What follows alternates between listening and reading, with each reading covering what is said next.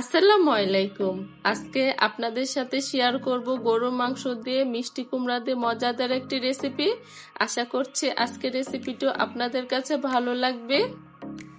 এই তো চুলায় কিন্তু একটি হাঁড়ি বসিয়ে দিয়েছি এবং দিয়ে দিয়েছি পরিমাণ মতো পেঁয়াজ আর দিয়ে দিচ্ছি পরিমাণ মতো রেগুলার রান্না করার সয়াবিন তেল।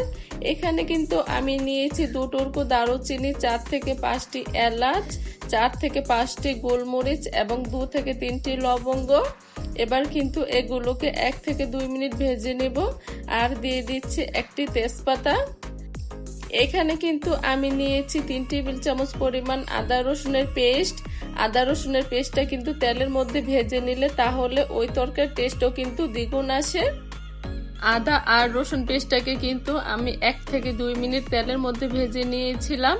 এবার মশলাটাকে কষানোর জন্য দিয়ে দিয়েছি পরিমাণ মতো পানি। এখানে আমি নিয়েছি 2 টেবিল চামচ পরিমাণ মরিচের গুঁড়া, 1 টেবিল চামচ পরিমাণ হলুদের গুঁড়া, স্বাদ মতো লবণ, 1 টেবিল চামচ পরিমাণ ধনিয়ার গুঁড়া, 1 টেবিল চামচ পরিমাণ জিরার গুঁড়া এবং 1 টেবিল চামচ পরিমাণ গরম মশলার গুঁড়া। এবার কিন্তু আমি মশলাটাকে ভালোভাবে কষিয়ে নিব।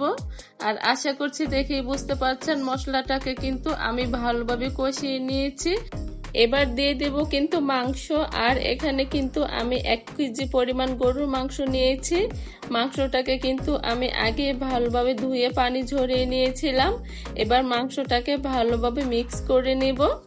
মাংসটাকে ভালোভাবে মিক্স করে চুলার আঁচটিকে কমিয়ে কিন্তু আমি মাংসটাকে কষিয়ে নিব।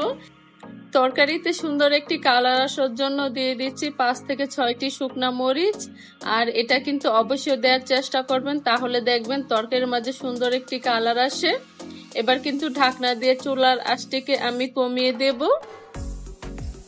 মাংসের গায়ে থেকে যে এক্সট্রা পানি উঠেছে সেটা দিয়ে কিন্তু আমি মাংসটাকে প্রায় 1 ঘন্টা অল্প আঁচে কুক করে নেব, কারণ এখানে কিন্তু আমি মিষ্টি কুমড়াটাকে অ্যাড করব। মিষ্টি কুমড়াটাকে দিয়ে কিন্তু তখন আর কিন্তু মাংসটাকে বেশি কুক করা যাবে না, তাহলে কিন্তু মিষ্টি কুমড়াটা গলে যাবে। এই পর্যায়ে আবারও কিন্তু মাংসটাকে ভালোভাবে নেড়েচেড়ে অ্যাড করে দেব পরিমাণ মতো মিষ্টি কুমড়া। আর আমি যে মিষ্টি কুমড়াটা নিয়েছিলাম সেটা কিন্তু গাছ পাকা মিষ্টি কুমড়া ছিল। আর অবশ্যই কিন্তু চেষ্টা করবেন পাকা মিষ্টি কুমড়া দেওয়ার জন্য, তাহলে কিন্তু তরকারির টেস্টটা দ্বিগুণ আসবে।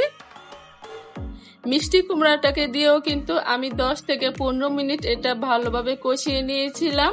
এবার আবারও ঢাকনাটিকে খুলে আবারও কিন্তু ভালোভাবে নেড়ে চেড়ে দিচ্ছি এবং দিয়ে দিব পরিমাণ মতো গরম পানি। আর অবশ্যই কিন্তু এখানে গরম পানিটা দেওয়ার চেষ্টা করবেন।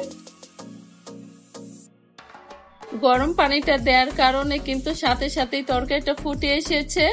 এ পর্যায়ে কিন্তু তরকারিটাকে আমি মিষ্টি কুমড়া যে পর্যন্ত সিদ্ধ না হয় সে পর্যন্ত কিন্তু আমি এই তরকারিটাকে কুক করে নেব। এই তো মিষ্টি কুমড়াটাও কিন্তু সিদ্ধ হয়ে গিয়েছে এবং ঝোলটাও কিন্তু আগে থেকে টেনে এসেছে। এ পর্যায়ে চুলা থেকে নামানোর আগে আমি এখানে দিয়ে দিব একটি ম্যাগি মশলা। আপনাদের হাতের কাছে যদি এটা না থাকে তাহলে কিন্তু ভাজা জিরার গুঁড়ো অল্প পরিমাণে দিয়ে নামিয়ে নিতে পারেন।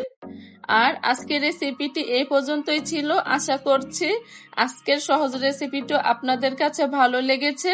যদি ভালো লেগে থাকে অবশ্যই একটি লাইক দিয়ে রেসিপিটি দেখে নেবেন। সবাই ভালো থাকবেন, সুস্থ থাকবেন। আল্লাহ হাফেজ।